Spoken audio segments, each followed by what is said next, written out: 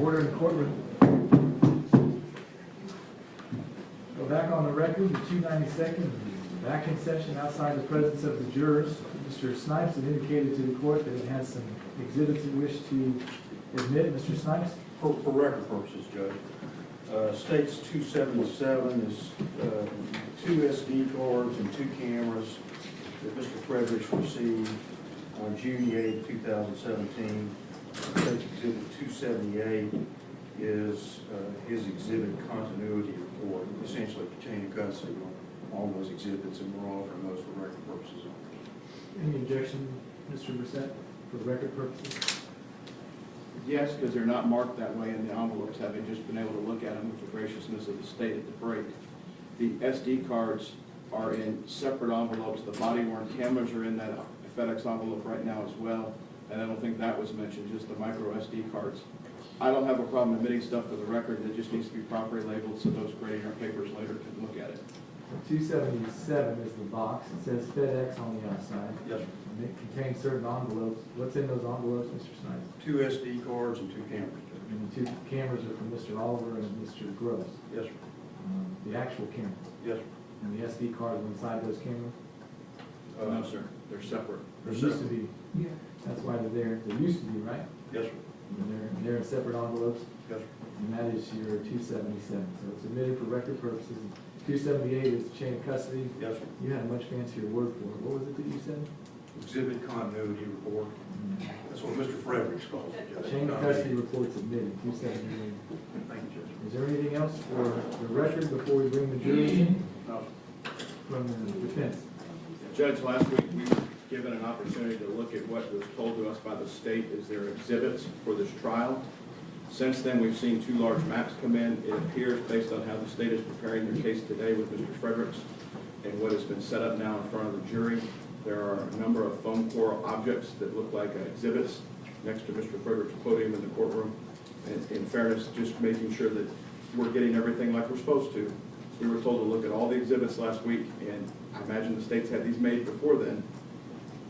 We're now having them up here. Well, are they pictures, they're blow-up pictures of report, stills from the report, are they not? Correct, John. What are those exhibit numbers, Mr. Lewis, and welcome to the record. Exhibits 267 through 275 are blow-ups from the reports that have been tendered to defense. They were just made this morning after meeting with Mr. Fredericks last night, so that's why they're just now seeing them as we are. But they've seen the pictures before. Yes, John. And you're going to offer those for record purpose, demonstrative purposes? Demonstrative. Correct, and before the jury comes in, we're more than welcome to show them to the defense. They're just blow-ups of what's already been provided in the reports. Yes, please show them, if you wouldn't mind. Yes, sir. Take a look at it, Mr. Brissett. You tell me when you're ready.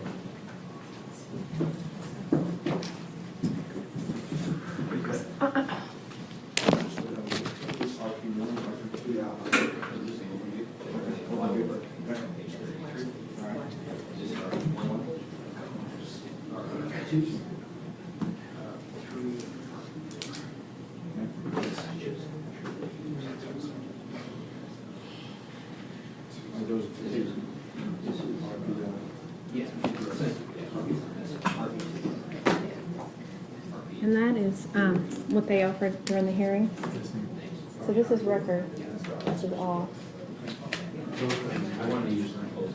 I haven't actually And not the true review, where do you want, where do you see us standing? I mean, when you get to this, I'm gonna, just from a logistics standpoint, this? Well, Here. Okay. Okay. Okay. I'm just trying to make sure I don't mess up your mojo with them, and trying to get in front of you stuff. where do you? And then lock out. We have. Okay. You good, Mr. Brissett? Sure, Judge.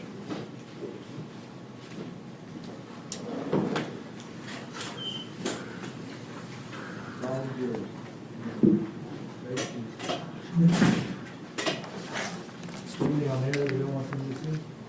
Well, there's a lot of stuff, but you've already ruled this coming in. You've got 259 and 15. I don't know that actually ruled those are missing yet. You offered those? Yes, sir. they're going to offer 259 for 15 for all purposes at this point. I believe you made your objections clear to the hearing. We would add to that, I know we put our Garrity in there. Confrontation clause is also one of our objections because Mr. Fredericks has testified he is not the sole source of the materials that are contained in those exhibits or that one exhibit. And we'd ask that the other folks be present so we can examine them to get their understanding of what took place as well. Mr. Fredericks, are you quoting anybody in those reports, or are those all your opinions?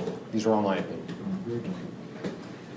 Then those objections are noted in the local rule. States 15 and 259 are admitted for all purposes. I'll give you a willing objection to those exhibits as well as to the testimony of Mr. Fredericks in this case, apparently first impression.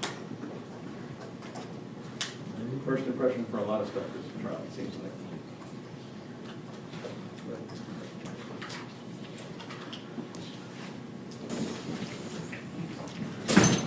Thank you. You all may be seated.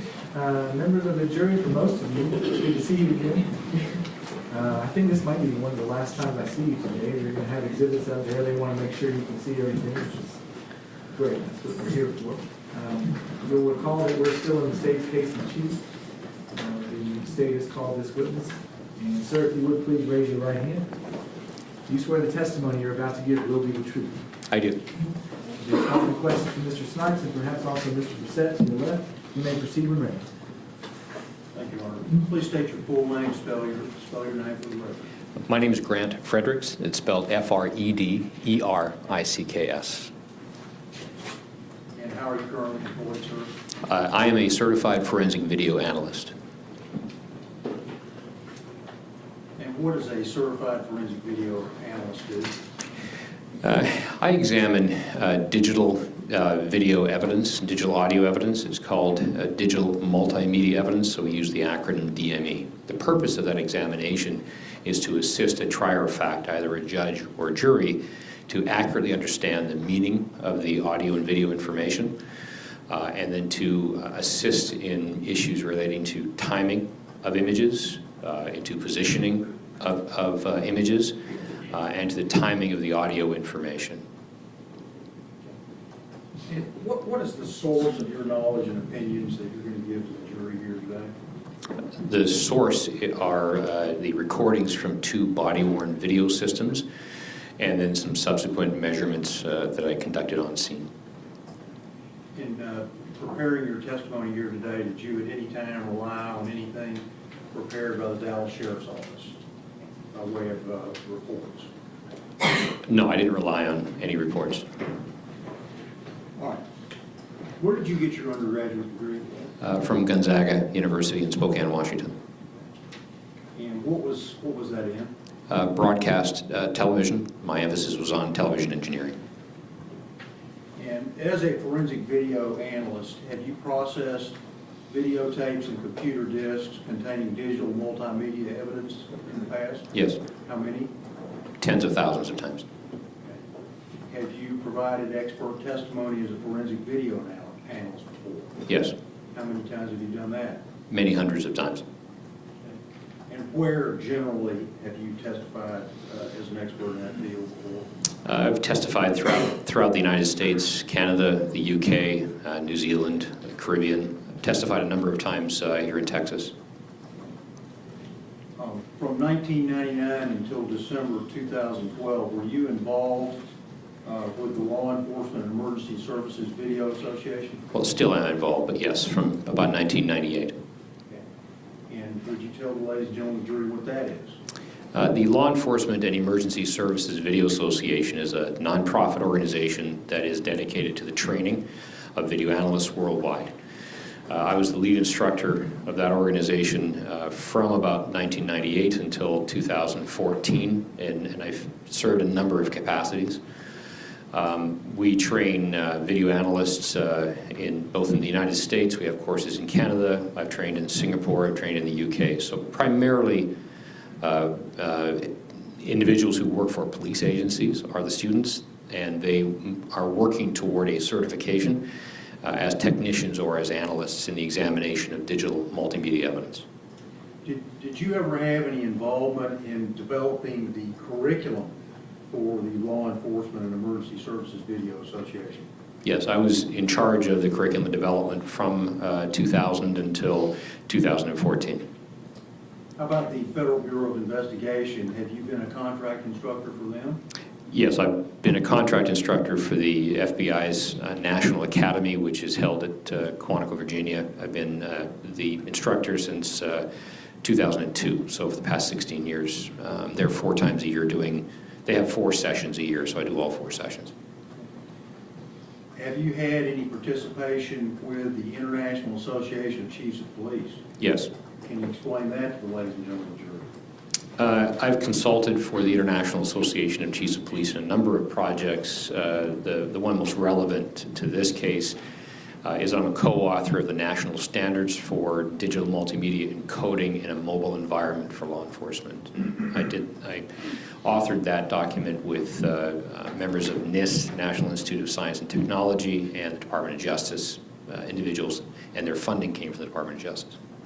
Have you been an instructor at the University of Indianapolis, Indiana? Yes. Can you tell the jury about that? The University of Indianapolis was the host of the National Digital Multimedia Evidence Laboratory, and that's where all the training was conducted. I also used that facility for a large scale, probably the largest video-related investigation in North America. I ran the investigation with 52 video analysts.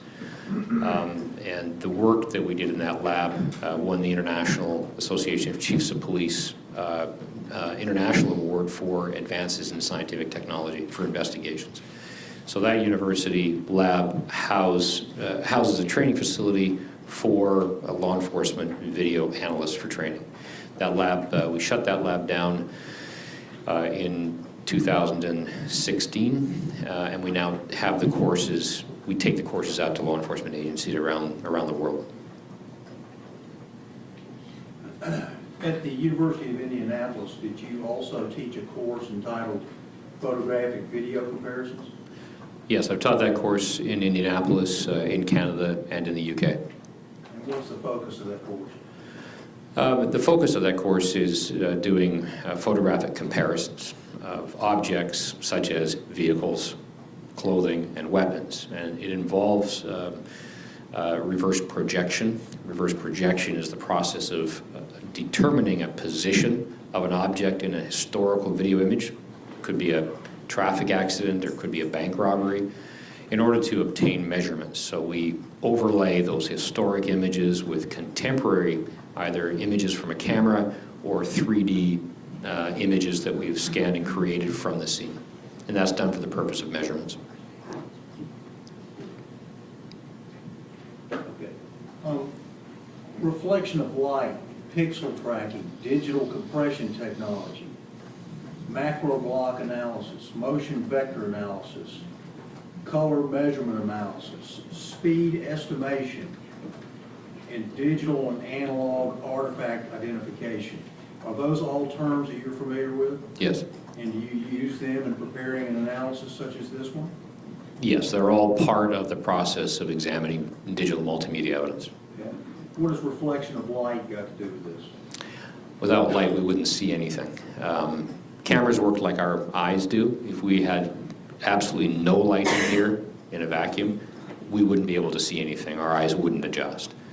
Cameras require light. So if the more sensitive a camera is, the more light comes into the sensor of the camera, the more visualization can be reproduced with the medium of the camera. So it's dependent on light. The reflection of that light is critical to the understanding of how video is created, because the reflection causes color changes, it causes shape changes perhaps. So the reflection of light is critical to understanding how video images are recorded. What is pixel tracking? A pixel is a picture element. It's the smallest element of an image. And tracking a single pixel or a group of pixels that represents an object is important to understanding either the motion of the camera or the motion of the object itself. Mr. Fredericks, you're getting some feedback there from the microphone, so don't be right up against it. Okay. Thank you. How about digital compression technology? Digital compression technology, all video that we get today is digital, and the videos employ different methods of encoding video and audio information into a file. The methods of encoding often impact the reliability of images and certainly the understanding of timing from image to image. So the digital encoding and understanding that is critical to the examination of video evidence. How about macro block analysis? A macro block describes a group of pixels, and in most cases we're talking about an 8 by 8 macro block of pixels, so 64 pixels. That's how video is encoded in general terms. So an image has a matrix of pixels, but within that image is a matrix of macro blocks, and they're all uniform and they all have a meaning, and the relationship from image to image and macro block to macro block is important in an analysis. It's very technical, but it's important for an analyst to understand how that's done, because if an analyst is asked about the reliability of a specific image, then the macro block examination is important to the answer. Motion vector analysis? A motion vector is a method of compression to reduce the amount of data required to reproduce a scene.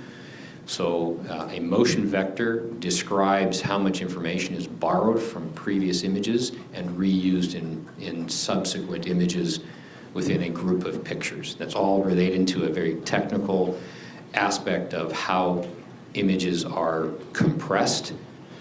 The compression is very important, but the compression can have an effect on the meaning of the images. So motion vector analysis is something that we examine. Color measurement analysis? Again, color in a full, brightly lit daytime environment is going to be much more accurate than at nighttime.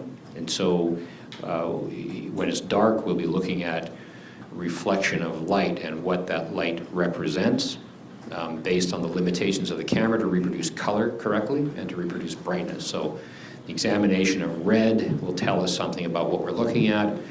White, yellow, green will tell us a little bit more about what we're looking at in those areas. Speed estimation? Speed estimation encompasses a number of things, but primarily if we're looking at the speed of a vehicle in a traffic crash, we look at the position of an object, a vehicle from point A to point B, and then the timing between those two events gives us the speed. And finally, digital and analog artifact error identification. A number of cameras that are employed in a CCTV, a closed-circuit television environment, are still analog cameras. Those analog cameras create an image that is then digitized by an encoder. Some cameras are what we refer to as IP cameras, or they're just digital. They're the actual encoder themselves. So understanding the errors, which are called artifacts, that are created by both those devices also has a pretty significant impact on the determination of their accuracy of edge pattern. For instance, if something is said about a very specific small event, then I would maybe have some assistance to say, no, that's actually an artifact of the compression. An error in the compression is not actually an edge pattern of what it's purporting to represent.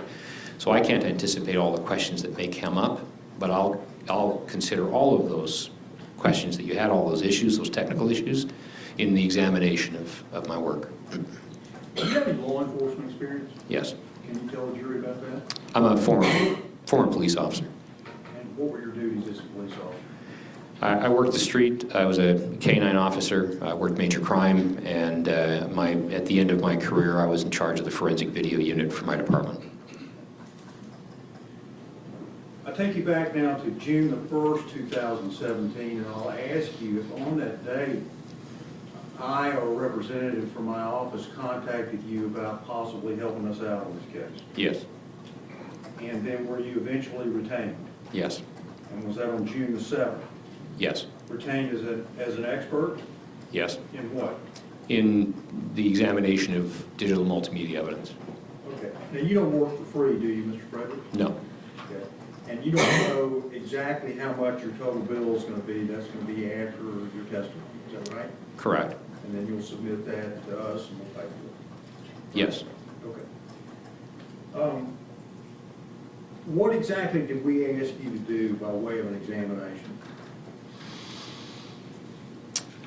I was asked to examine 2 different body-worn video systems in order to determine the position of the cameras and the individuals who were attached to those cameras at given intervals and to time those intervals. And do you know now those to be the body-worn videos of Officer Tyler Gross and the defendant? Yes. All right. September 16th, 2017. Did me and you and some of your associates, some of my associates as well, go out to the crime scene? Yes. For what purpose? Two purposes. One was to familiarize myself with the scene, and then primarily it was to conduct a 3D examination. That 3D examination involves the scanning using a very technical piece of equipment, a 3D scanner. That scanner scans multiple areas around a scene. It produces sample points with a scanner. So the scanner basically sends a laser beam from the scanner to an object and it bounces back. It collects information when it strikes that object and comes back to the mirror, which then reads the data and converts that into digital information. It collects X and Y information, which means basically positional information in relation to where the laser is pointed, and then it collects Z information, so depth, how far away the laser strikes the object. So it tells us how far that object is. And then it also provides a reflection information, so the intensity of the reflection tells us something about the object it's striking. The scanner rotates as the mirror is rotating at a very, very high frequency. One rotation takes about 6 to 7 minutes, and it collects about 32 million measurement points at each position. The scanner covers a radius, a pretty big radius. We then move the scanner to another location and do that all over again. In total, I collected about 675 million measurement points because of the density of the scans. What it does is it creates an incredibly dense record, accurate record of the entire environment. We call it the geometry. We then take all those hundreds of millions of scan points and we mesh them together, and the computer does that with some aid to accurately mesh each of the points together. Once they're meshed and cleaned, they then create one document that is a very, very dense set of data that visually, because we have reflection, visually represents what we can see. So if there's a rock on the ground, that rock is going to be scanned and its geometry will be scanned. And if there's a house in the background, the house, the windows, the chimney, the tree in front, everything's going to be scanned. And because there's so much data, we can then move from the camera's perspective or the scanner's perspective.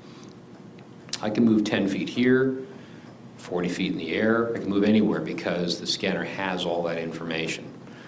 So we can actually move through the cloud and recreate a visual, accurate visual representation of anywhere within that cloud, and then we can measure that information. So that was the goal, and that's basically the easily explained process of creating a point cloud 3D scan geometry. Were you able to determine the positioning of what we call the subject vehicle, Chevrolet Impala, and the officers at certain intervals during the body-worn cameras? Yes, during the event, yes. Did you also examine metadata in the video recordings? Yes. What was the purpose of that? The camera, when it's creating digital multimedia evidence, it's creating visual information. We call it a video stream. It uses a particular kind of encoding method. It also encodes audio information using a very different encoding method. We call that an audio stream. And then it encodes metadata. Metadata generally references data about data. That metadata references timing information, time of day, perhaps. The audio and video information also create their own metadata. So the examination of all of that metadata creates a much more thorough understanding of what was presented in front of the camera from those different perspectives. Did you actually produce some demonstrative exhibits that you're going to use to explain all of this to the jury with? I did. And I'm going to identify those for the record here in just a moment. But did you, as part of your examination, as part of your analysis, did you prepare an accurate alignment of the defendant and Gross's body-worn video recordings? Yes. What was the purpose of that? When we look at a camera from one perspective, we're getting one perspective.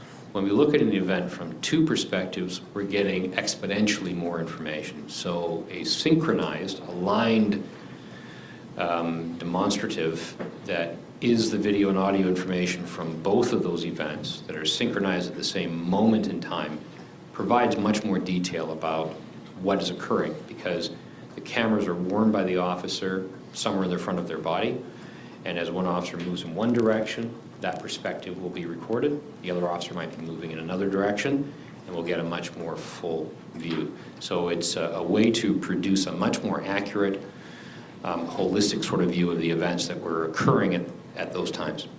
Okay. Did you encode your video images? Did I encode them? Are they encoded? They are encoded by the camera, yes. Explain that to me, please.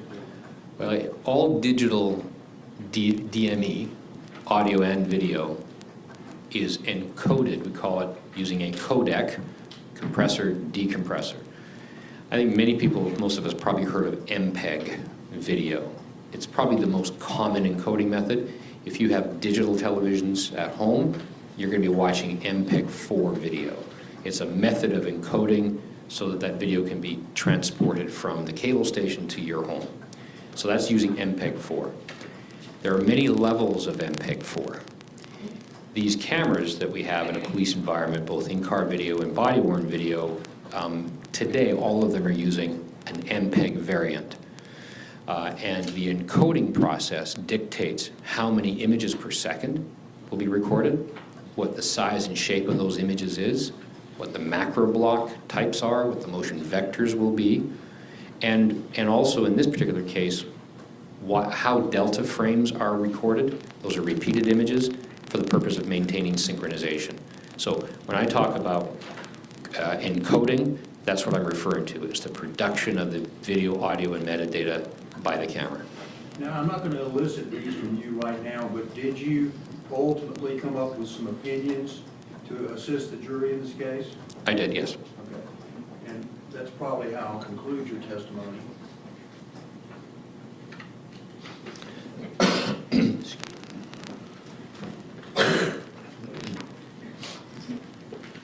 Mr. Fredericks, I'm showing you what's already been admitted to evidence as State's Exhibits 15 and 259. Can you look at those and tell the jury what those are?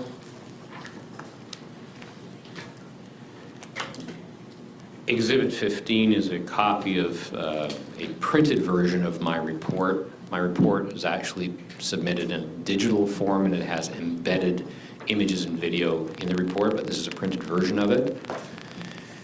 The Exhibit 259 is a DVD that I produced yesterday, which contains this digital copy of my report with all of the embedded content, and I produced this yesterday for this purpose.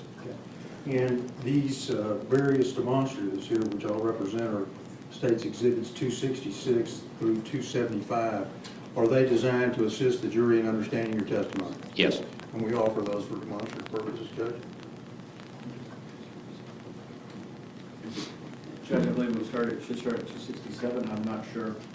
Numbers at the break were different than what you just read out. It's 266, Judge.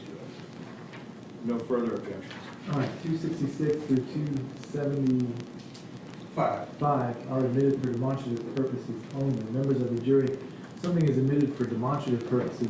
That means you can take a look at it now, but you will not be able to bring that with you during your deliberation. Your objections are, I do recall those and they're noted for the record. You have a running objection to those exhibits. You may proceed. Thank you, sir. And you may have said this already, and correct me if I missed that. Did you explain to them what reverse projection is? No, I don't believe we've done that yet. Okay, can you do that, please? Yes. I'll be referring to photogrammetry during my testimony. Photogrammetry is a scientific process of obtaining accurate measurements and making observations from video and still images. Reverse projection is a subset of photogrammetry. It's a form of photogrammetry. Reverse projection is the process of taking an historic image, in this case, a picture from a body-worn video, and then overlaying that with another image, in this case, an image from the 3D scan. The 3D scan being an accurate reproduction of any perspective. We use the camera and the 3D geometry to put the 3D perspective in the same position as the camera. When we then do an overlay, all of the objects and features will match up. So a crack in the road will be in the same position in both images, a corner of a building, a lamppost, a light on the lamppost. Once all of that is lined up, that's called reverse projection. We now know the position of that camera at that moment in time. Once that's done, we can then mark features in the 3D geometry and conduct measurements to say, at this moment in time, the camera is this far from an object, or the object that we're looking at is, X distance from the line on the road, or the corner of the road, or a lamppost. So reverse projection is for the purpose of measurement and proving the positioning. And you use reverse projection in physics. Yes. How about 3D scan methodology? What's that? 3D scanning, like with all sciences, has a methodology. How is it done? The methodology describes the use of the scanner, and it describes the process of determining the potential error rate in the scanning and in the reverse projection. So I use two different technologies as part of the methodology, two separate scanning devices, one to validate the measurements obtained by the other. And it reduces error and provides a potential margin of error that we can then employ when we're trying to do measurements to say how accurate are these measurements.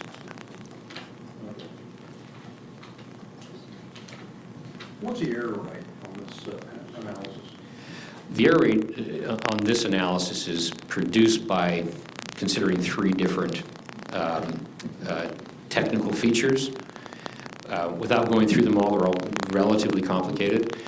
The error rate in this particular examination is that we are accurate to within 7/1,000th of an inch per foot. So for every foot measured, we're within 1/7,000th of an inch, or 7/1,000th of an inch, pardon me. Well, the way we state it is that for every 100 feet measured, we are 0.7 feet, so 8.4 inches for every 100 feet. So if I'm measuring an object that is 100 feet away, and I want to know how far two objects within that 100 feet distance are, I can be within 8 inches. If I'm measuring something that's 15 feet or 20 feet, I'm going to be fractions of inches, margin of error. So usually what I say in my measurement is that this object is approximately 12 feet. Then it could be 12.1 feet or 11.9 feet. So that's my margin of error, and in cross-examination, Mr. Brissett may ask me, well, what's the potential error rate, and I'll be able to articulate that. What equipment and software do you use in preparing your analysis? I use a number of tools. May I reference my report? Yes, you may.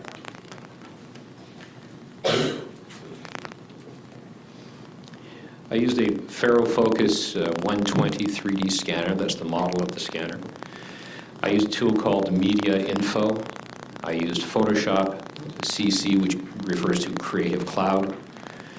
I used QuickTime, which is a viewer. I used a tool called Omnivore, which is a way to capture the 3D geometry to visualize the scene. I used Scene Vision, which is the tool used to mesh 3D analysis data together. I use a tool called FFmpeg. That tool allows me to extract timing information. I used a tool called Isotope RX, which is a tool that will provide a visualization of the audio and timing for the audio. In addition to FFmpeg, they cross-reference each other. I used a tool called HXD Hex Editor. That's a validation tool that looks at the hexadecimal code of the audio and video information in the cameras. And then I used a tool called Input Ace, which is a tool that kind of has a number of other tools in it that provides some validation and easy access to the data. Mr. Fredericks, did you receive some exhibits from my office to assist you in preparing your analysis? Yes. SD cards from the officers, Yes. as well as their body-worn cameras, Yes. and also some still photos. Correct. And from all of this, you were able to prepare several things to show the jury that are contained within your report. Is that right? That's correct. What kind of technical considerations come into play on this?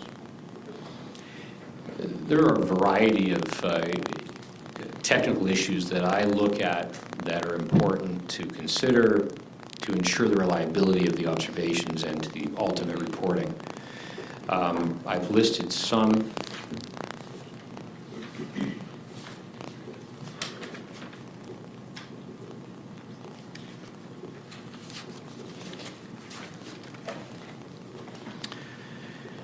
I referred earlier to delta frames. Delta frames are basically repeated images that don't represent any new information but are encoded in order to maintain synchronization with the audio. So delta frames are not, it can be confusing for people. So obviously an examination of delta frames and delta frame encoding was critical.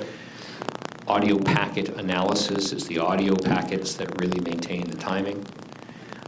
Motion blur caused by the speed of movement. So when we look at this video, we'll see a lot of blurring, and I can explain why it is we see that, and it helps me understand the movement of the camera directionally and in speed.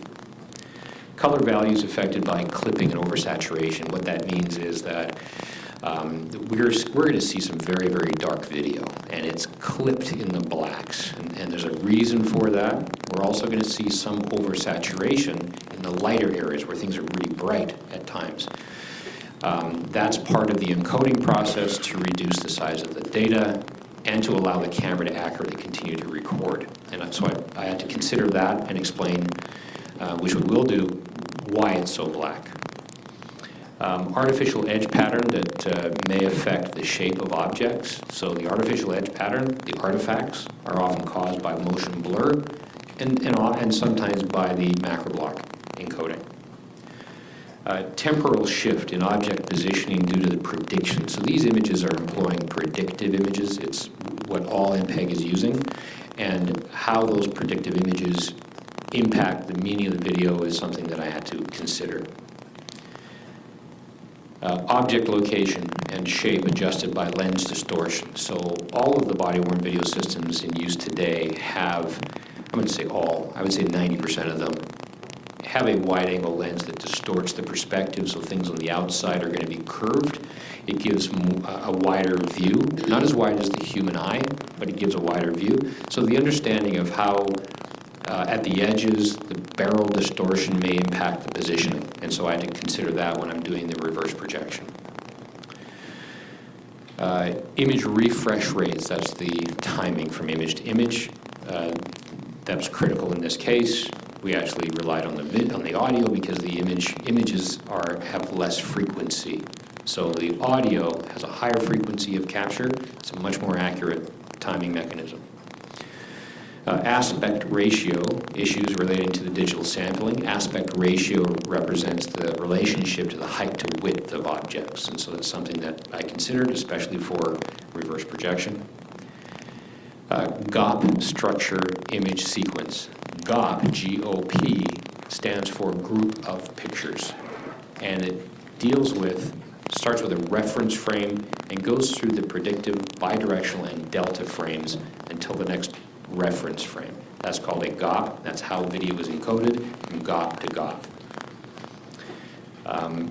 The XY coordinate identification to assist in location of pixels. So every pixel has a unique XY coordinate, X from left to right, Y from top to bottom. These are two-dimensional images in the camera. They don't have a Z-axis. That's why we do 3D.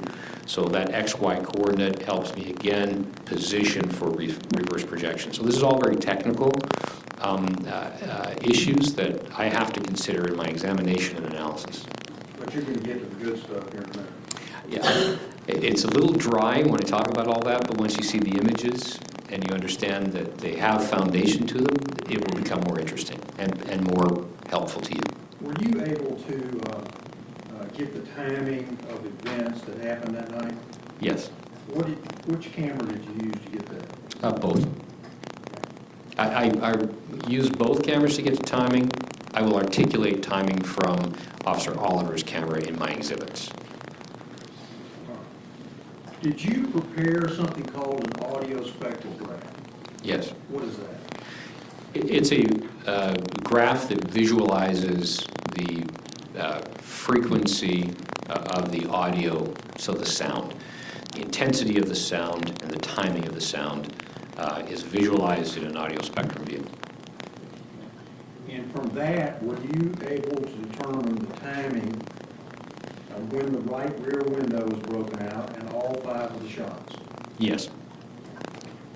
And the way that you have these times is you have them, like, for example, the glass break is 5 minutes and 21 seconds, 0.350.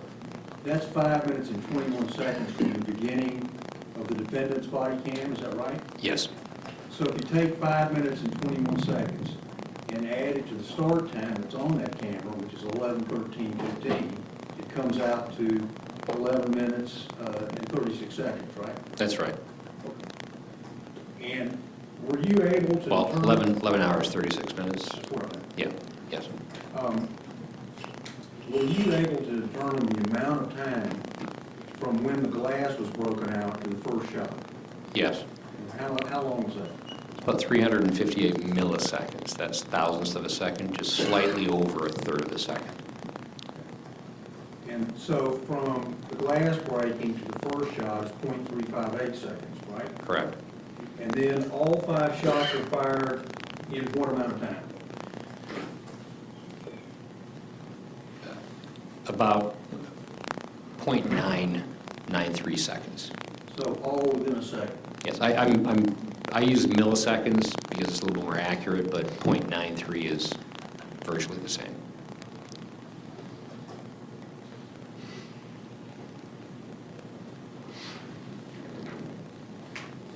Did you also prepare what is called a body-worn camera alignment between Officer Groves and the defendant? Yes. How did you do that? The alignment was done by matching the audio spectrum. When the cameras were close together, shot was fired. We hear the same event. We can see the same spike at the same moment in time from both recordings. Then moving forward, when we hear people talk, or going backwards when a broadcast is made on the radio, all of those sync points match up. So the audio is a much more accurate linear record of the passage of time. Video images, because of the refresh rate and the use of delta frames, is not as accurate. So I'm relying on the timing from the audio. Although the video is very, very close, it's not as precise as the audio. You didn't use the actual 2004 Chevrolet Impala in preparing your report, is that right? Correct. You used an exemplar? Yes. Can you explain that to the jury? It's a vehicle that has the same features, same shape, same model. It doesn't have to be the same color. I wanted the vehicle without bullet holes in it because I want to scan the vehicle and place it in position prior to any shots being fired. So as I scanned the scene, we also separately scanned the vehicle. We then create a model. That vehicle model is accurate, very, very accurate. So we're recreating the position of the doors, the windows, the approximate position of the wheels and the bumper, etc. So when we look at it, we can rotate it. It's a model. We can then take that model and place it into the geometry of the scanned scene, and it's accurate. So an inch in the scene is also an inch in the vehicle. The reverse projection process allows me to do the overlay with the scan data and then to place the model of the vehicle in the same position that we see the car in relation to the camera. So that's what the purpose of scanning the vehicle was.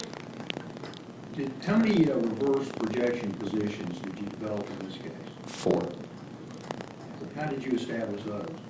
As I said, through the process of overlay, comparison, calibration, and then just testing with the overlay and measurements. Did you use any permanent visible features that were visible in body-worn cameras? Yes. Can you explain to the jury what those are and why you did that? In order to recreate the position of the camera, we have to know where the camera is. We can only know where the camera is in relation to what it sees. So in many cases, we'll see, for instance, a stop sign in the base of the stop sign. In the distance, the foreground, we'll see corner of a building and some lights on the building. Close to the camera, we'll see a mark on the roadway, like a line on the road. All those features are lined up so that when we switch from the historic view to the contemporary data, they'll all be in the same position. So that's a calibration of both views. That calibration establishes the accurate position in the 3D that then we can obtain measurements from. Did you also prepare an alignment MP4 with Officer Gross and the defendant's body-worn cameras? Yes. What is that? Basically, it's a synchronized perspective from both cameras playing back representing the exact same time. So side by side, we get to see what both of those cameras independently recorded, but at the same moment in time. And did you also prepare a side-by-side alignment? The side-by-side alignment is basically a still image. So we have the video playing in synchronized view with the audio. The side-by-side, we take out the audio and we look at every individual image with annotations. Those are annotations basically being my timing of when events occurred. And we look at those as a series of still images, and we can go through them as slowly as we need to go. They're basically slides in a presentation. What is contained in reverse projection 1? Reverse projection 1 represents an image of the camera and an image from the calibrated position of the 3D. One clarification, we have 2 cameras. Which cameras Mr. Fredericks talking about in reverse projection 1? Mr. Fredericks or Mr. Snipes, would you clear that up, please? Can you tell the jury what's in there? Yes, I'm using both cameras for the reverse projection, but in that particular exhibit, I'm using Officer Gross's camera for reverse projection 1. How about in reverse projection 2? Officer Gross's camera.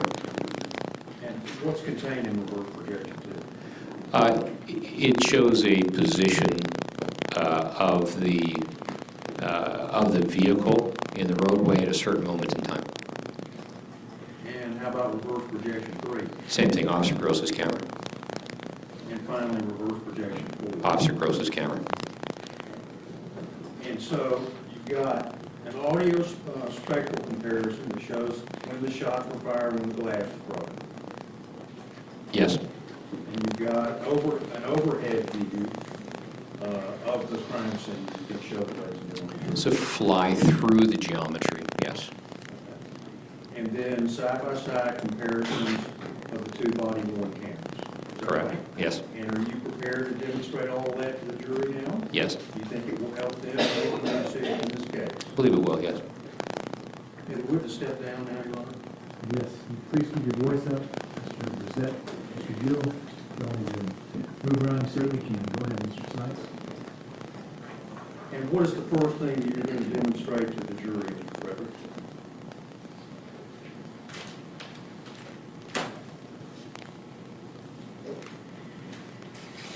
The audio spectrum view will give a perspective for everything else we're looking at. So I've got, if I can show the still image first. Okay. And these are the demonstrative exhibits, if you could identify those, Mr. Fredericks. This is 266. And I can hold it up just like this. This is one image from the exhibit. It's a visual exhibit video, so I will play through it. And it will identify, first of all, as I play through it, we won't see these annotations that I've identified for the marks. Then I have another exhibit that will talk about each individual mark. I'll leave it here. And I'll reference that. So I'll play the video first.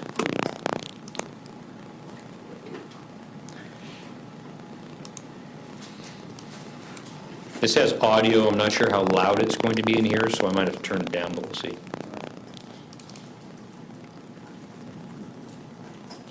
Or turn it up.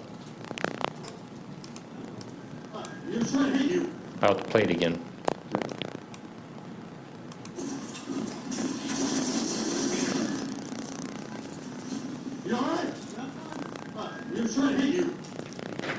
So I've just played the exhibit without the annotations. I'm pointing to the spikes. Each of these spikes represents something that's important to what occurred and to the timing. This feature that I'm pointing to at about 5:25 seconds is human voice, and it has a frequency variation, and that's why it's visualized here, and this can also be timed.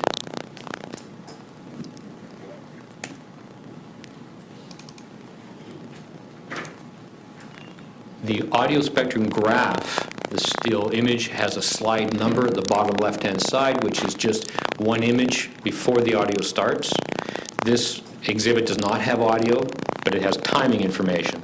So this is the same thing that's contained in that demonstrative 266? Correct.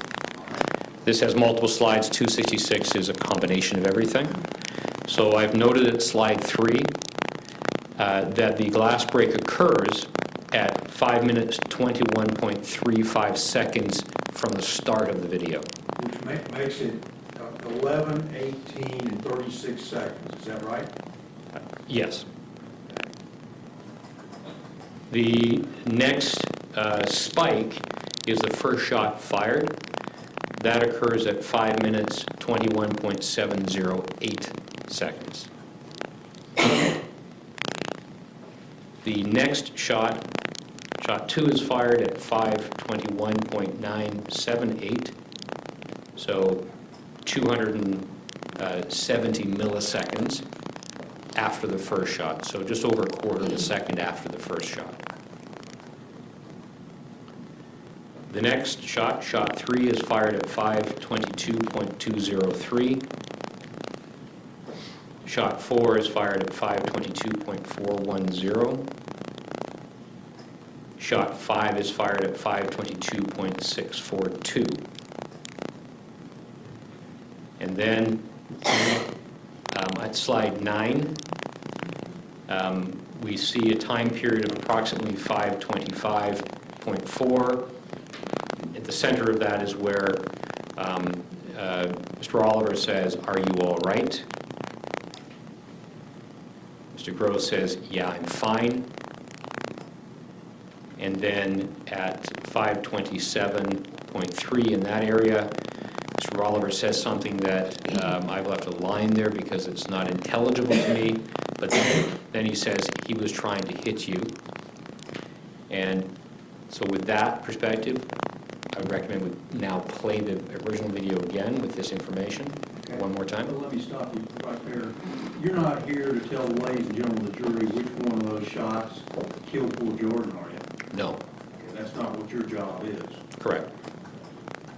Go ahead and play it again as you had suggested.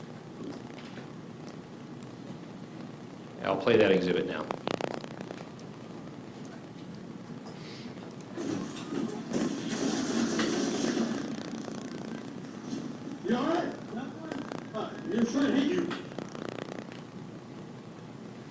And you may proceed, Mr. Clerk.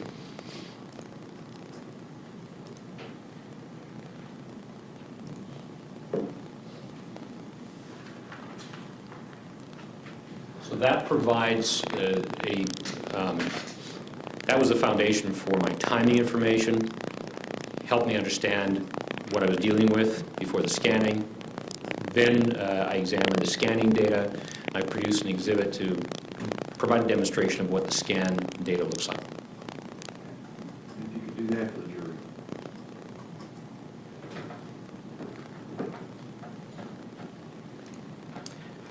This exhibit is called 3D flyover.mp4, and I'll play it now.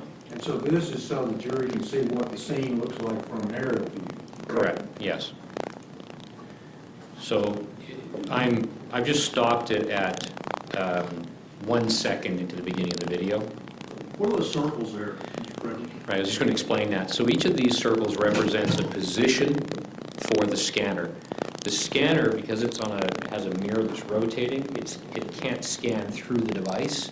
So it has a radius directly under where the tripod was that we're not getting data for, but it gets data for everywhere else. So that's what each of those circles represents. And I left them in there so we knew where the scanner was. And this is looking toward Shepherd and toward the nursing home. So that's the nursing home at the top of this screen, is that right? That's right. And that's Barron Drive leading, east-west road leading up into north-south Shepherd, is that right? That's correct. And that's where me and you were on September the 17th? That's correct. Okay. So north is to the left from this perspective, south is to the right. And I'm going to play the video, and all this is going to do is just demonstrate that we can move from different perspectives. And what we're looking at is actually scan data. There's no photographs from this. This is just the result of the high density of the scanning.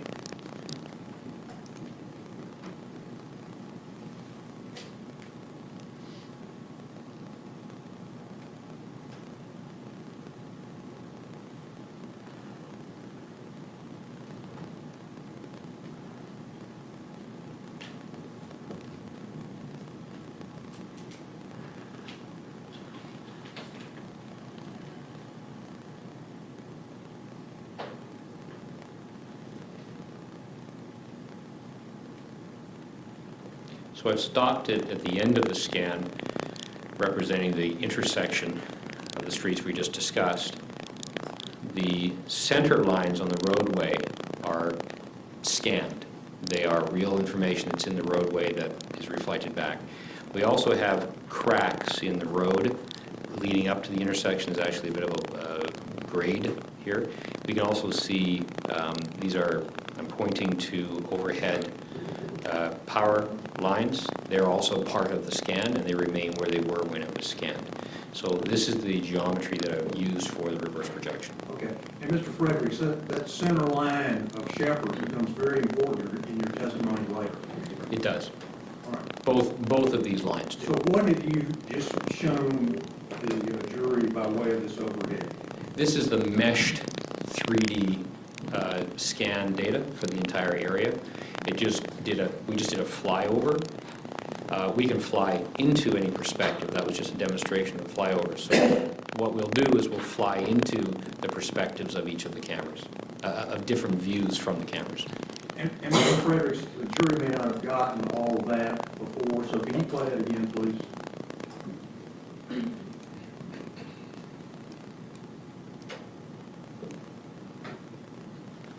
Nursing home there at the top, right? Yes, Barron Drive to the right, correct? correct.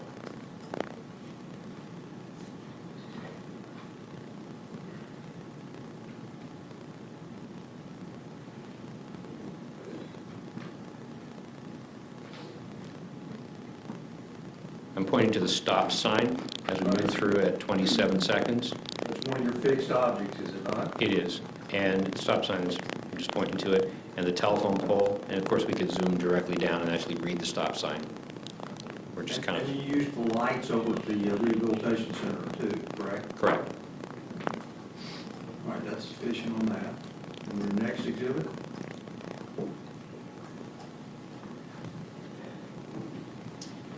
From that data, I produced a position for each of the vehicles, and I'll show the final, and then we'll show how we got to each of those. Okay, please. Just for the record, Mr. Snipes, these are all on State's Exhibit number 259. Yes. Go ahead.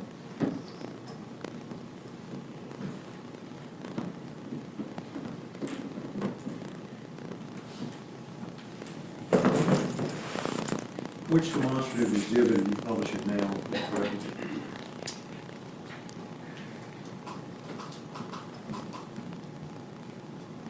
I think what I'm going to do is actually hold on this one for a second, if I may.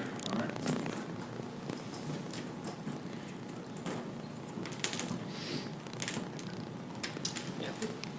It wasn't printed, I'm not going to worry about it. We're going to go through, I recommend we go through each of the reverse projection positions. That's fine. And we'll start with the alignment. So the alignment of the two camera views assisted me in determining the positions. And so I'm going to play an alignment view, and as we go through the alignment and the side-by-side, from one camera view, from Officer Oliver's camera view, we can see Officer Gross. So we can see where he's positioned in the camera view.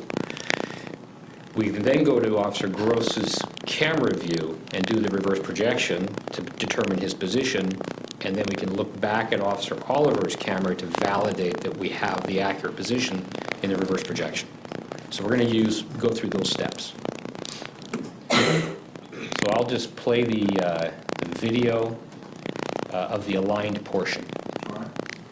And it may be a bit loud, so I'm just going to anticipate, turn it down a bit. I don't want to see this. I don't.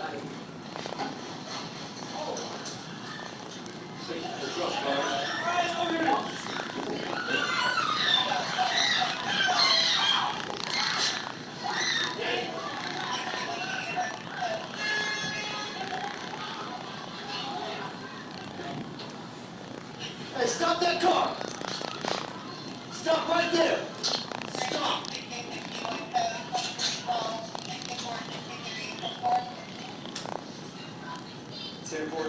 Shots came around somewhere in the Shepherd area. Stop! Copy 28. Charles Sam 7 Young 882. Charles Sam 7 Young 882. Hey, stop that fucking car! Stop that fucking car right now! Fucking car! You alright? Yeah, fine. You're trying to hit you. Can you freeze that? Okay. So that 22:14:21, that's military time for 10:14 and 21 seconds, correct? That's correct. Gross's body cam. Yes. And then 23:18:46 over there, that's 11:18 and 46 seconds on the defendant's body cam. Is that right? That's correct. And the time that you have at the bottom of the screen, 5 minutes and 31 seconds from the beginning of the defendant's body cam. Is that right? Correct. All right. So- Continue. So this exhibit starts at 4 minutes and 22.8 seconds into the defendant's recording. I just wanted to isolate the timing of the events to the relevant information, so I started at 4:22 into it. The timestamps here, because there are two independent sources, it's very, very common that these are out of sync. Using a tool like, we've all heard of probably the Taser company. It's now called Axon. They changed their name. They have body-worn video as well. They take their cameras and they put them into a docking station. That docking station updates the synchronization, so their timing is always very, very close to being the same. This technology isn't designed for that. Somebody has to actually go there and change the time.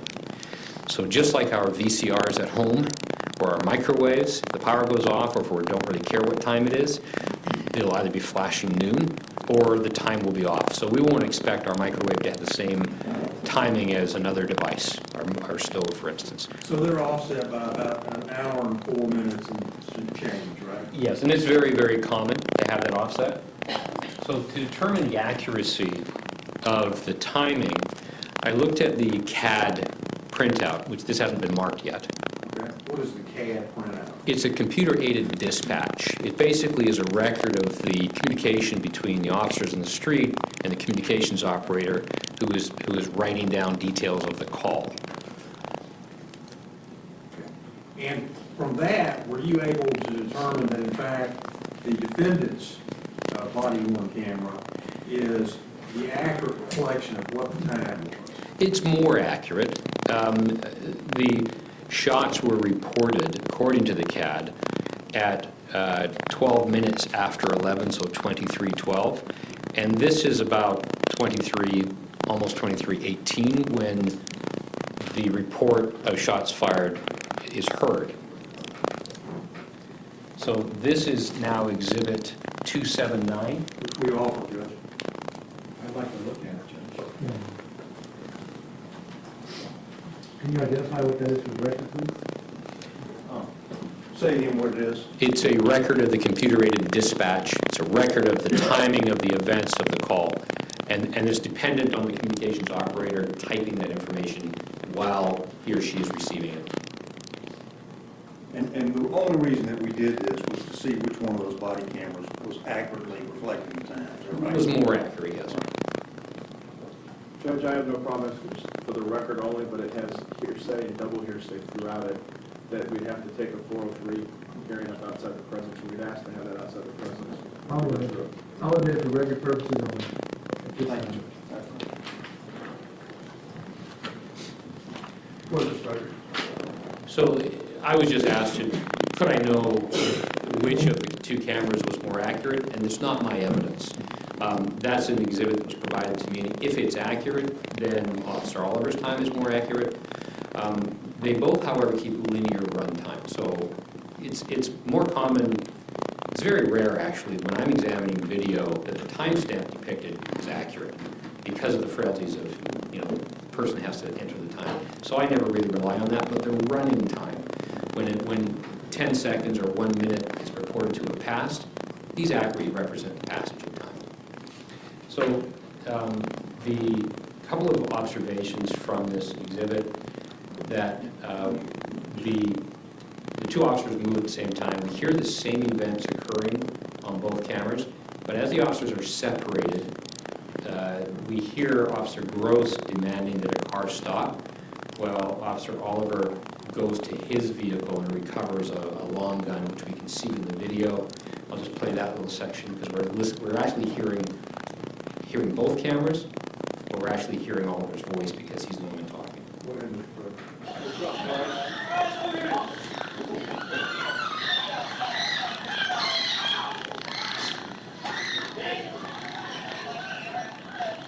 So on the right-hand side, this is the defendant's camera, and he's moving toward a marked police vehicle.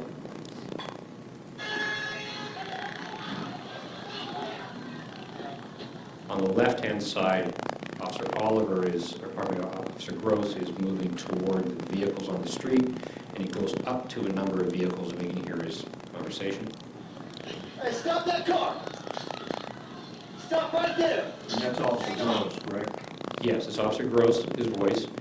I'm pointing to the right-hand side at, and I'm going to use the timing that I've created from the beginning of the video. At 4:52.7, we see the long gun, and both audios on, so we can hear the mechanism of the gun as he's manipulating the gun.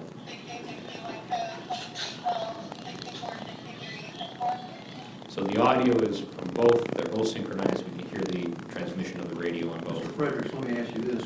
Who's saying 63, 64, 10-4? That's coming over the police radio, it's located close to the camera, so we can hear that.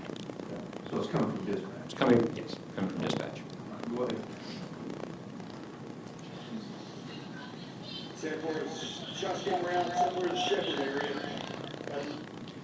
So this is a little bit of an echo because we have one officer who is broadcasting and he's right at his camera. little bit of a delay of the transmission and back to the other officer's recorder, so there's a little bit of a delay in how long that transmission occurs, so that's why you have a tiny bit of an echo. That goes away as the officers come close together. Stop! Stop 28. Charles Sam 7 Young 882. Charles Sam 7 Young 882. And that is Officer Gross, providing the license plate. Charles Sam 7 Young 882 is CS7Y 882, correct? Correct. And as that broadcast is being given, we can see, I'll just take it back for a moment, at about the time that that's being given, all of a sudden we see the motion in defendant's camera on the right increase. What does that signify? He is moving fast. His body is moving from side to side and up and down. As a result of that, we have what's called motion blur, because the camera is not as steady, it's moving very rapidly, and the camera is actually sampling the brightness, the luminance information from the surrounding scene, which is in blur. So as that... You said moving fast, possibly even running. Yes. So I'll play it now from that perspective, and as the license plate is being broadcast, that's when we see the reaction on the right-hand side. 7 Young 882. Charles Sam 7 Young 882. Hey, stop that fucking car! Stop that fucking car right now! Fucking car! And that, we'll get down to timing here on the other exhibit, but as we're a distance away, we can see when the subject vehicle is in view of Officer Oliver's camera, and we can measure the time between then and the first shot. So, Mr. Fredericks, the Chevy Impala is backing up to the east on Barron, and then eventually ends up on Shepherd facing south. Is that right? That's right. Do you remember what the time was when the car actually stopped backing up and was beginning to go to the south? I'll play it to that point. And we looked at this last night. Yes. Sam 7 Young 882. Charles Sam 7 Young 882. Hey, stop that fucking car! Stop that fucking car right now! So the vehicle is stopped at about 519.987. Slightly before that, we can see that the front wheels are now turned to the left. I'll play that back again, and we can see, if you follow it, you can see when the vehicle appears to come to a stop, and at about that time, the wheels swing to the left. I had it as 11, 18, and 33. Could that be right? It could be a second before Hang on this. just a second, I'm sorry, Mr. Copeland. Mr. Sorry. Bissett? At first it was going to be sidebar, it's a question, I will withdraw, Judge. So what I said was, the vehicle comes to a stop at approximately this time. I had to push stop. What I'll do is and I said it does stop a little bit before this, and then the wheels turn. The wheels are turned here, so it doesn't take very long. But I'll play that back again, and if I'm not going to push stop, but if I did, it would probably be around the end of 518. But I'll just take it back.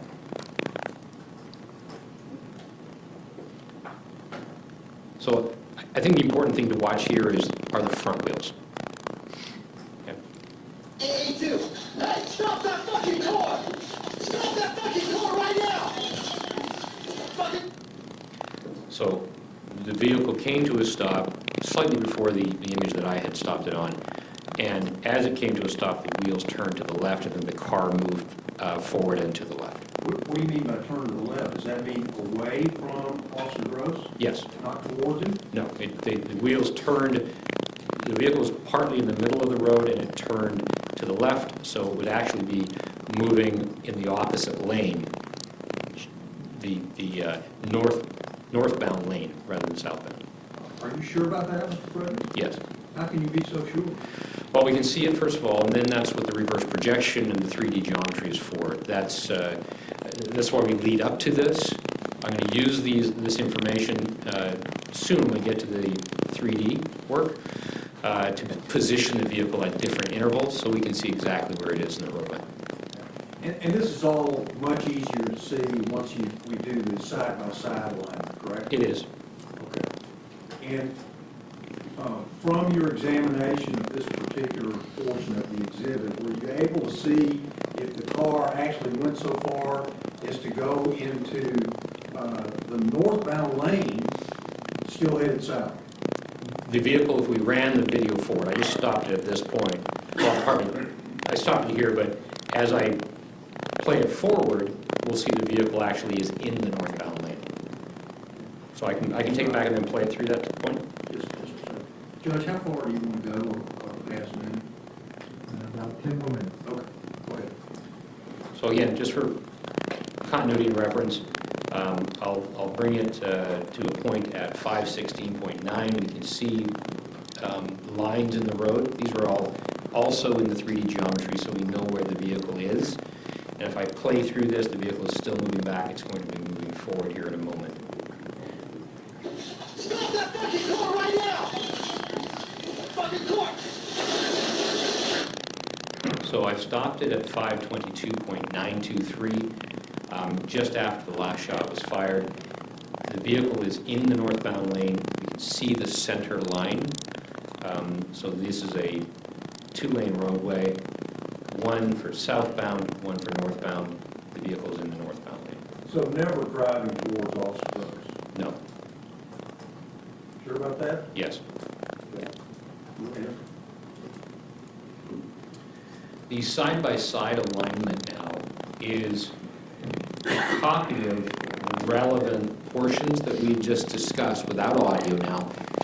You would ask me exactly where is the vehicle at certain points when the vehicle stops. So this is the tool, or this is the exhibit to kind of look at that question. So we're not going to be bothered by the audio right now. I now have the timing from the audio for all of the observations in that side-by-side view. And so that timing there looks like 5 minutes and 11 seconds, is that right? Yes, .211 is slide number 1, and the slide number, Sir, can you tell me what video file that is that you pulled up on Exhibit 15? yes, this is the side-by-side Exhibit PDF. 59. This is the side-by-side PDF. Is that what it's called on the exhibit? Yes, sir. Okay, go ahead. Thank you. So this has a little bit more information than the other one. I've got some annotations of observations, primarily timing. But What's that one up there in the top right? for the record, I placed a number on each slide. So I will refer to time occasionally, but primarily for the court reporter, I'm going to refer to this as slide number 1. I'll go to the next image, slide number 2. This annotation describes that the running time is from Oliver's recording. As you previously testified. Correct. Slide number 3, so I'll go backwards, 2 to 3. There is no change in either image. That's because there's no perceivable change. Those are actually the delta frames. So they're copied by the encoder and camera in order to maintain timing with the audio. So I've left them as they were. All right, what's the purpose of pointing out to the jury this unknown vehicle? The vehicle on the left, which we can see more of in Officer Gross's camera, was one that he initially had kind of moved up toward, but it's a vehicle that's not involved. It's on the left-hand side of the image. It's also depicted in Officer Oliver's car with its headlights on, so we get a bit of a perspective of where the two officers are.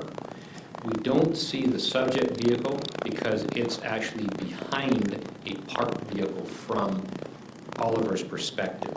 Okay. Now, let me interrupt you there. If the jury has heard from witnesses that Jordan was in the front right passenger seat, that's him with that blue hoodie on, correct? We can see an individual with clothing that is greenish blue in the video image in the passenger seat, yes. Go ahead. As I move through these slides, on the left we see the subject vehicle, on the right we don't yet see it.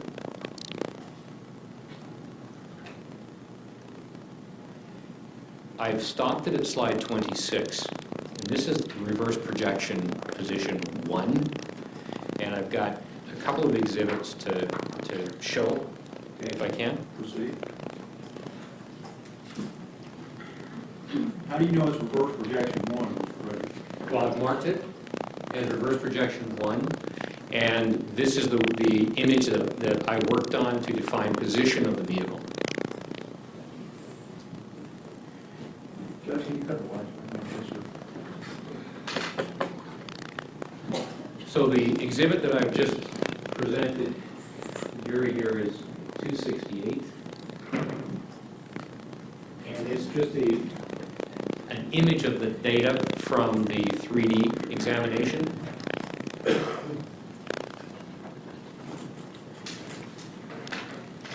And I'm showing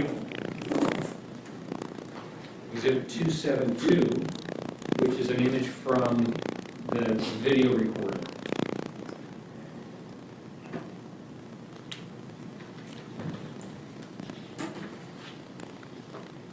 And I have an exhibit. So that 272 there is the same thing that's on the left-hand side of the screen you just had up. It is. Okay. And I've got a more thoroughly explained exhibit called Reverse Projection 1 that's contained in that demonstrative exhibit package. And so what I'm showing is on the top and the bottom, the two images we just looked at. The image on the top from Officer Gross's camera, and then the image on the bottom from the scan from Reverse Projection 2. So they represent the same position. That's defined by looking at each of these points. So I've got an arrow. I've got an arrow, a red arrow that points the video image to the corner of a building. That, if possible, can we turn the lights on again? Thank you. So with the lights down now, you can probably see a little bit easier. I haven't processed this image at this time. Well, there is a bit of processing, I'm sorry. There is a bit of processing in this image so we can see the corner of the building a little bit easier. So I've brightened it up a bit. The image on the bottom, the red arrow points to the same corner of that building. Let me stop you there, Mr. Fredericks. It's that same car on the bottom and top, right? Well, the same is the model, Right. and the car on the top is represented in the same position. Okay. 2 minutes. We have the stop sign. We can see the stop sign in relation to the position of the light. So in the scan data, we're not going to be able to detect light. It's just the actual light bulb that can be scanned. So in relation to the corner of the stop sign, we have the light in the same position. And then we have a light that is on the back of the building in the far background. We identified that light in the gross video. So each of those features, the corner of the building, the stop sign, and the light, helps us establish, and the marks in the road. We use holistically everything, but those are examples of what I use for reverse projection. And then it helps to establish that the top of the car here, the top of the hood is about just below the line of the top of the building. We can see, or about the line of the top of the building, pardon me. That it straddled the roadway where we see the error in the road, the crack in the roadway. We place the vehicle on that crack. So this establishes the measurable position of the vehicle at reverse projection 1. Let me stop you there, Mr. Fredericks. Judge, this is when you said first part. If you would please mark your spot, members of the jury. I'm going to take a lunch break. Please be back in the jury room. And at 1:05, I'd like to see the lawyers at 1 o'clock. But we'll hopefully start testimony at 1:10 to 1:15. All rise for the jurors. Please don't discuss anything that you've heard with anybody else and don't do any research. Court's in recess.